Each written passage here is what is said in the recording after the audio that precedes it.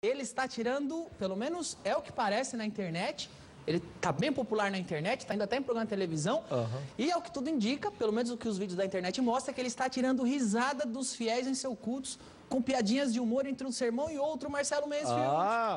Pastor Cláudio Duarte.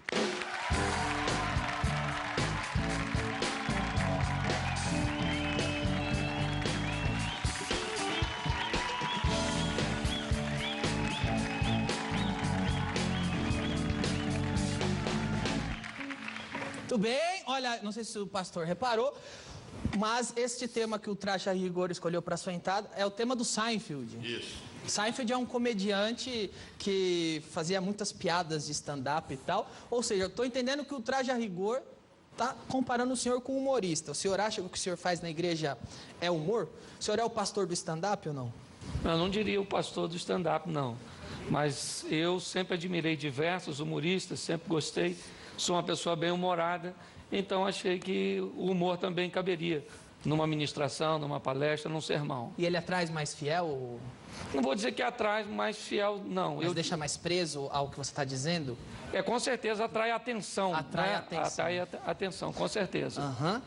Mas não é pecado dar risada na igreja? Porque muita gente tem essa ideia, né? Esse pastor fica fazendo a gente rir aqui, isso aí não é de Deus. É lógico que por não ser algo comum, né, vamos dizer, é algo mais ou menos que novo, trazer esse humor para o evangelho, com certeza eu enfrento diversas críticas. Tem pessoas que acham que Deus é um velhinho muito mal-humorado, né, querendo brigar com o ser humano, com o homem o tempo inteiro.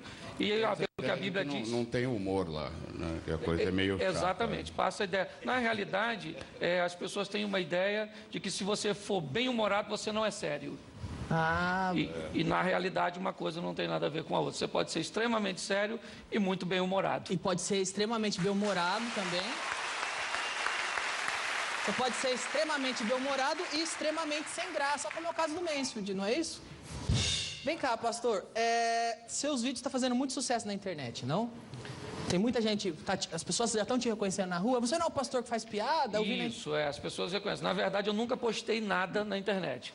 Nenhum vídeo foi postado por mim. As pessoas, às vezes, adquirem os DVDs, compram os DVDs das minhas palestras, e eles, então, começam a postar esses vídeos na internet. E acontece com o pastor igual acontecia comigo, com o Mencio, de que iam assistir o nosso show e ficavam gravando no celular. Acontece deles assistirem sua pregação, ficarem gravando. Muitos dos vídeos que estão na internet... E você deixa? Não tem problema? Vídeos, eu não tenho nem como coibir isso, né? E também não é o objetivo. Agora, você se incomoda com o pessoal que tira uma piada sua de contexto e mostra só aquele trechinho gerando polêmica? Não, eu não me incomodo muito com isso, não. O que acontece é que as pessoas só estão fazendo isso. Entendi. Então, esse tipo de coisa, tirar uma piada do sermão e isolar, acaba prejudicando um pouquinho. Isso, quando... E foi exatamente o que a gente fez agora. Vamos ver um trecho só das piadas do pastor. Cadê? Essa geração não tem onde cair morto, Ana. Mulher é um artigo de luxo, camarada. Estou falando mulher, não é tribufu. Tribufu é baratinho. Ana, vai lá. Tribufu, qualquer coisinha serve, coitadinha. Fica lá com aquele semblante fechado.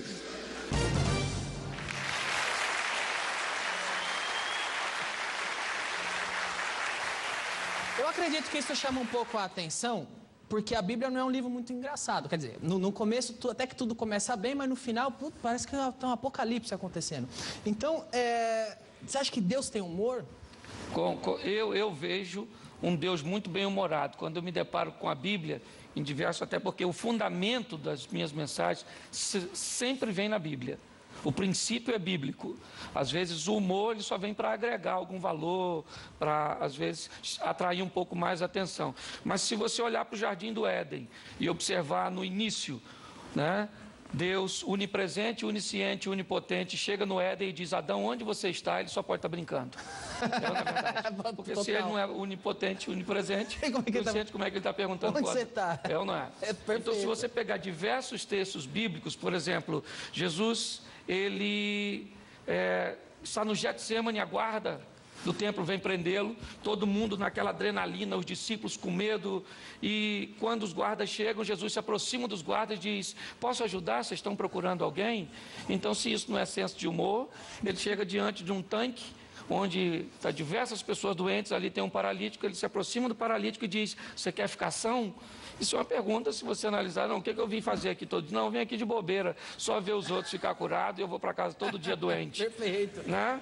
Aliás, é que tem uma coisa, uma piadinha que Jesus fez que só pegou bem porque ele era Jesus. Chegar para um aleijado e falar, levanta e anda. Mas se o cara não levanta e anda, ele tá ferrado. Ele fala, isso é coisa que se fale para um cara desse e tal. Ele chama um cego, por exemplo, que chamava por ele desesperadamente, e quando o cego chega à presença dele, depois de inúmeros obstáculos vencidos, ele diz, o que você deseja que eu faça por você? O cego diria o quê? Eu queria um cão-guia, uma bengala magnética, sei lá, alguma coisa desse tipo, entendeu? Então, com certeza, eu vejo muito bom humor em Deus, em Jesus. Eu tenho essa visão bem-humorada. Se as pessoas vão concordar com isso ou não, tem uma frase de Chaplin que eu gosto muito. Se você tivesse acreditado nas minhas brincadeiras de dizer verdades, vocês teriam ouvido verdades que eu tenho em dizer brincando. Muitas vezes eu falo como um palhaço, mas nunca desacreditei na seriedade das pessoas que ouvem. Então, esse é meu posicionamento. Você, o pastor recorreu ao humor para atrair a atenção ou já era meio comedião mesmo antes? Não, eu tive uma infância muito dolorosa, muito difícil, então me tornei muito introspectivo. Assim que eu me converti, eu comecei a trabalhar com jovens e uma maneira de atrair a atenção da juventude foi colocar o humor. Eu achei que o humor era um grande atrativo e as coisas foram dando certo. Foram acontecendo, não foi nada programado, não. Legal, geralmente é mais engraçado quem não tenta ser engraçadão, né, Marcelo? Quem leva mais a sério o negócio. Vem cá, qual é a sua denominação? Eu sou da Igreja Batista Brasileira. Você converteu quando hoje? Eu me converti em 92. Por quê? Porque passei algumas dificuldades e acabei tendo um encontro com Deus ali, tive uma experiência com Deus, e aí as coisas foram... Deus foi mudando a minha vida, a minha história, me trouxe até aqui. Aí, tá vendo? Aí você acha que Deus escreve certo por linhas tortas, né? Tem coisas que Deus faz, você não entende. Não, agora é tarde, Deus. Vai saber que um dia se vem pro bem, né? Há 22 anos atrás eu chegava em São Paulo para trabalhar de pedreiro. 22 anos depois eu venho a São Paulo, né?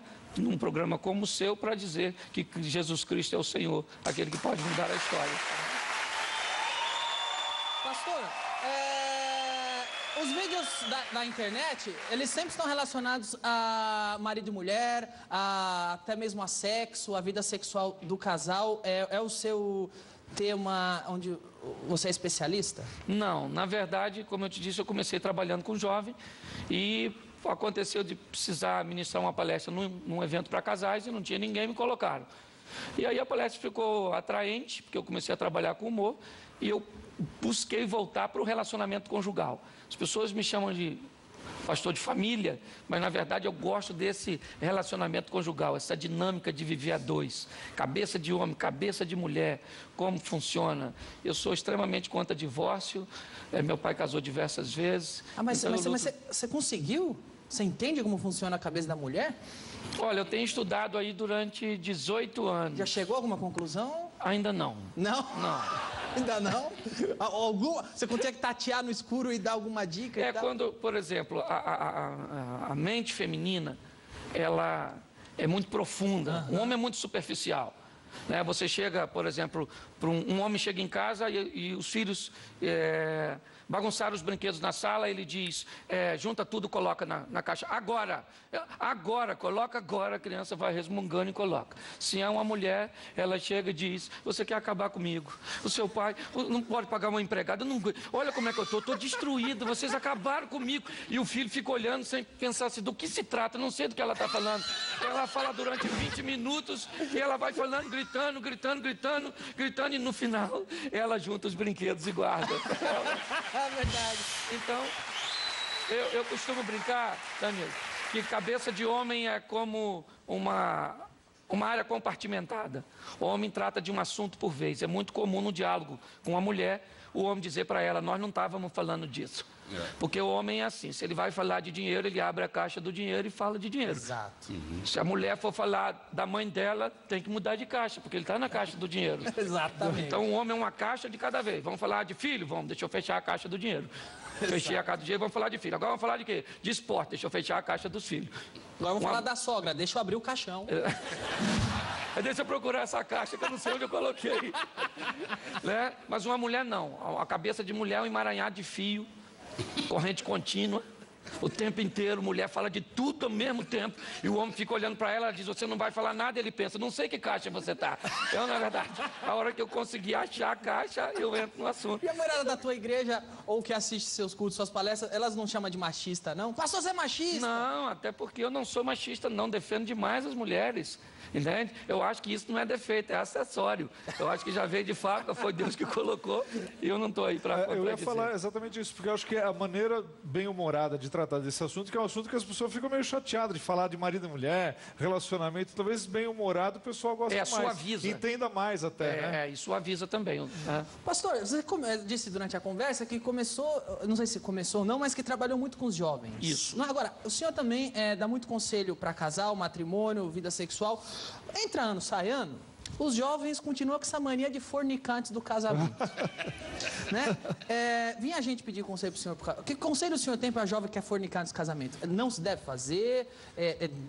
É uma questão só de saúde? Qual é a visão do pastor? Vamos lá, o Ministério da Saúde adverte que sexo seguro é com preservativo. A Bíblia adverte que sexo seguro é depois do casamento com uma pessoa só. Não é? Hoje isso, onde as pessoas observam mais o prazer pessoal do que a palavra de Deus, né? As coisas ficaram meio, vamos dizer, misturadas. Hoje, por exemplo, daqui uns dias vai acabar vendo um porte fazendo xixi no cachorro e todo mundo achando perfeitamente natural. Por quê? Porque os valores se inverteram e o errado virou certo. Né? O que eu falo sempre para a juventude é o seguinte, você precisa definir se você é o ambiente ou se você é o camaleão. A vida é assim, se o ambiente faz você ou se você faz o ambiente. Hoje, o ambiente tem feito a juventude. Então, as pessoas acham normal, está todo mundo fazendo, né? Eu vou fazer também, até porque os jovens gostam muito de aceitação, de ser aceito. Todo mundo gosta disso, para se relacionar. Mas a Bíblia diz que sexo é depois do casamento, não dá para negociar isso. Então, fornicação não dá. É só não alimentar. Você não namora no escuro, namora na frente dos outros. Leva seu pai, seu irmão mais novo. Namora na igreja. Não. Só, com licença da palavra, só broxante. Só broxante. Isso aí. O David Banner é fácil de conduzir. O difícil é o incrível Hulk, né, irmão? Então não deixe o Banner virar o Hulk e tá tudo certo. Ok, agora, mas como é que se a pessoa não pode ter experiência sexual antes do casamento, pastor? Como que ela vai saber que está casando com a pessoa certa? Porque não corre risco da pessoa casar, os dois casam virgem, e depois do casamento, quando eles transam, eles falam, eu acho que eu não gostei desse seu lado. E aí fica aquele casamento, que é o casamento gospel, que é aquele casamento que casaram virgem só para não receber bronca do pastor. Então, eu não vou pecar com minha namorada, então para não ganhar bronca de ninguém, eu vou casar com ela, mas depois que casa, as coisas não encaixam. Mas não pode ser um prejuízo. A maioria das pessoas que se separam fizeram sexo antes do casamento. Quando as pessoas vêm falar, a primeira pergunta que eu faço é qual era a vida sexual de vocês? Não, nós já tínhamos uma vida. Então as pessoas, numa expressão vulgar, experimentaram antes da hora e mesmo experimentando, né, porque o grande vilão hoje não é o sexo, o grande vilão é a incompatibilidade de gênero. Entende? Esse que é o que mais separa casais hoje é a incompatibilidade. A gente não combina, não funciona, não... Entende? Mas o sexo é o terceiro. Primeiro vem a incompatibilidade de gênero, depois vem o dinheiro e depois o sexo. Então, quando o assunto é jovem, eu tenho que falar, porque não dá para eu negociar com isso, certo? Tem que aguardar até o casamento. O pastor, pelo que eu estou entendendo, o pastor então está aconselhando o Marcos Klein a, depois que casar, ter a sua primeira experiência sexual, o Klein. Ele é solteiro? Ele é solteiro e virgem. Eu sou casado, ele conhece minha mulher. Ele é solteiro. Respeita aqui, tá tendo uma entrevista lá. Corta o microfone dele, pelo amor de Deus. Corta o microfone dele. Pastor, eu sei que os jovens querem fornicar de casamento, mas eu tô vendo até que o senhor está com o livro, a gente fala dele já. Eles querem fornicar de casamento, mas o que a Bíblia, quem segue a Bíblia vai tentar fazer é não fazer isso, certo. Não é? E talvez por isso eles achem um ou outro atalho para conseguir uma coisa parecida com sexo, que talvez não seja bem sexo, e é isso que eu vou perguntar para o senhor agora através do nosso joguinho Peca ou Não Peca? Peca ou não peca? Vamos lá, pastor. Eu quero saber se peca ou não peca. Primeira dúvida, a pessoa que antes do casamento canta no karaokê.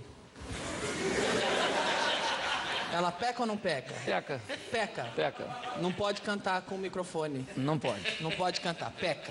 E depois de casado? Eu prefiro não responder. Tá ok. Quem joga um dadinho? Peca ou não peca? Antes do casamento? Antes do casamento. Peca. Peca. Peca. Não pode nem jogar um dadinho antes do casamento. Depende de onde caiu o número, é perigoso demais, então é melhor não brincar com dado. A que distância se deve ficar do abismo? Quanto mais longe, melhor. Quem faz 3-0, peca ou não peca? Peca. Peca, eu até já falei isso, porque ninguém é capaz de fazer isso pensando num pé de couve. É ou não é verdade? Ok. Ou você tem que imaginar alguém para pensar. Ok. Eu não sei como falar isso, pastor. Pode ficar à vontade que eu respondo. Transar na bunda, peca ou não peca? Peca. Peca. Peca. Mesmo casado? Mesmo casado. Ok. O Márcio Ribeiro, um comediante amigo nosso faleceu esse ano, pouco antes de falecer, esteve no programa e ensinou o público do programa a fazer um brinquedinho. Eu vou mostrar o brinquedinho que ele ensinou a fazer e depois você me diz se quem usar o brinquedinho peca ou não pega. Vamos lá? Peca ou não peca? Nós vamos fazer uma experiência agora para pessoas grandinhas. Você pega uma lata de cerveja, você põe... Uma esponja. Uma esponja. Que legal. Isso aqui vai ficar assim. Com a boca melhor, né? Que é isso, tio Márcio? Qual é o nome? Vamos lá, o nosso amigo Márcio Ribeiro ensinou a fazer aquele brinquedinho. Pastor Cláudio, brincar com aquilo, peca ou não peca? Com certeza peca. Peca também. Peca. Mas não é um ser humano, é uma lata, mesmo assim? O problema é o seguinte, é a mente da pessoa. Hoje, por exemplo, essa sensualidade está bombardeando todo mundo. Então está tudo precoce demais. Hoje fica grávida uma adolescente por minuto no Brasil.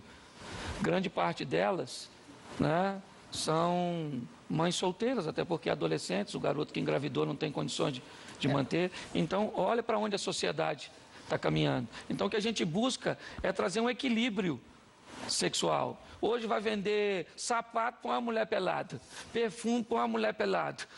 Você abre uma revista, uma mulher pelada. Você vai ler a Bíblia online, de repente aparece lá a foto de uma mulher pelada. Ainda escrito, clique aqui.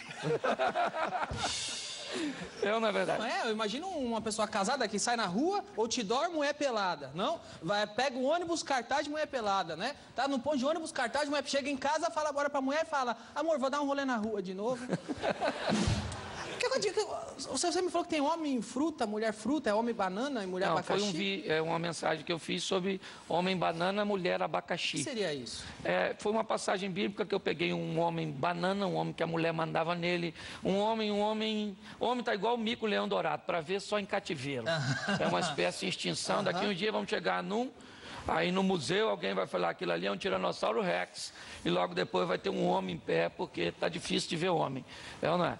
Então eu fiz uma analogia dos homens bananas, que não tomam decisões, que não tomam atitude, que deixaram as coisas se inverterem, e mulheres difíceis de descascar, mulheres ruins. A Bíblia diz que tem ocasião que é melhor você morar no deserto do que com determinadas mulheres. Foi uma brincadeira, uma analogia que eu fiz, né, dessas duas frutas com comportamento feminino e masculino. O senhor disse no início da entrevista que acha que a mulher pensa assim porque foi Deus que fez e tal, e que é um acessório. Mas por que hoje o sábio é casar tendo uma certa estabilidade, não é? Certo. E isso às vezes acontece depois dos 20 e tantos anos. Mas então por que o jovem com 18 anos já tem a vontade louca de transar com a... e Mas isso é vice-versa? fisiológico, né? Mas não foi Deus que fez também essa vontade da gente? Lógico, mas a vontade é sadia. O problema é o seguinte, é que economicamente, como você falou, o camarada não tem nem como se manter, certo? Uma mulher bonita custa caro. Uma mulher legal, você precisa. Se você vai casar, o relacionamento a 2 já é difícil. Imagine a 10. Você vai casar para morar na casa dos outros. Pensa, vai fazer sexo como? Sai do banheiro igual um bandido. Abre a porta, não pode ter nenhuma sonoplastia no ato sexual, senão vai acordar os outros. Então, Eu sei do que você está falando, pastor, porque eu cresci num quarto e sala em Santo André. Então, não é só questão de pecado, não. É uma questão de estrutura, realmente. Só que hoje é o que eu estou te dizendo. Hoje uma garota que era para estar brincando de boneca, está com a criança no colo. Isso não é um princípio bíblico apenas, não. Isso é uma questão moral. Uma questão, ele não tem condições, não tem. Tô vendo o livro na mão do pastor, eu falei que ia falar dele. Sexualidade, muito obrigado, sem censura. Sem censura mesmo? Porque eu tô vendo que tudo que eu quis perguntar, o pastor me deixou bem à vontade para perguntar da forma que eu quisesse pro pastor, e o pastor respondeu muito o que acontece é o seguinte, esse livro saiu há cerca de 1 ano e meio, 2, com o objetivo de trazer uma qualidade de vida sexual melhor pro cristão, certo? Mostrar um pouco para eles o que se pode fazer, o que não pode, o que a Bíblia recomenda, porque algumas pessoas vão para púlpitos para falar de suas preferências sexuais e não para falar o que a Bíblia diz. Hoje tem muita gente decepcionada com o Evangelho, tem muita gente que acabou morrendo na fé. Por quê? Porque se decepcionou com líderes que estavam construindo um reino para si e não trabalhando para o reino de Deus. Então foi Deus que criou, eu peguei alguns versículos, algumas coisas, algumas pessoas auxiliaram e fizemos esse trabalho que acabou ajudando muita gente. De tudo aquilo que eu falo, com todas as brincadeiras, Danilo, nunca eu encontrei ninguém que disse uma de suas palestras, uma de suas recomendações acabaram com o meu casamento. Tudo que eu ouço o meu casamento mudou, a minha história mudou, a minha vida sexual mudou. Então o objetivo é trazer benefício para o povo. Ora, pastor, tem uma pergunta de sexualidade sem censura aqui para fazer. O que seria o adultério? O adultério seria eu trair minha esposa com outra mulher. Mas se eu sou casado e eu e minha mulher diz, não, você pode, vamos nós dois no swing, os dois, eu dei o consentimento para minha mulher ir no swing comigo, me trair, e ela permitiu que eu traísse ela, e eu permiti que ela me traísse. Ainda assim é adultério isso? O que acontece é o seguinte, a Bíblia diz que a única nudez que eu posso ter acesso é da minha mulher, e não interessa se ela consente ou não, porque ela não tem autoridade máxima sobre mim. A maior autoridade sobre a minha vida é Deus e não minha esposa. Então eu acho que isso é uma coisa que deveria ser conversada previamente. Por isso que eu acho que a coisa mais importante no relacionamento, mais do que o sexo, é o diálogo. O Danilo ficar olhando, por exemplo, a minha revista, acho que não. Olha, não deixe os jovens da sua igreja ver isso, tá, pastor? Isso aqui é horrível, tá bom? Pastor, agora, você tem um conselho para lidar com TPM? Rapaz, TPM é um negócio complicado. Eu daria um versículo bíblico para TPM. Fugir da aparência do mal. A mulher está com TPM, deixa ela quietinha. Na verdade, vai embora, vai dormir, vai jogar tênis, futebol, vai fazer alguma coisa e deixa esse negócio passar, porque como é que vai fazer? Alguns homens acham que isso é besteira, mas alguns deveriam simular um dia uma menstruação. Então, só para entender, só a menstruação em si, pegar um absorvente, colar em si, andar com aquilo de 5 a 7 dias colado. Tá certo. Talvez ele ia entender um pouco, né? Que isso se dá, e ainda se dá o luxo de não poder usar um OB. Pastor, foi muito legal ter o senhor aqui. Muito obrigado por vir. Pastor Cláudio Duarte, foi um prazer recebê-lo. Prazer foi meu. Muito obrigado por vir.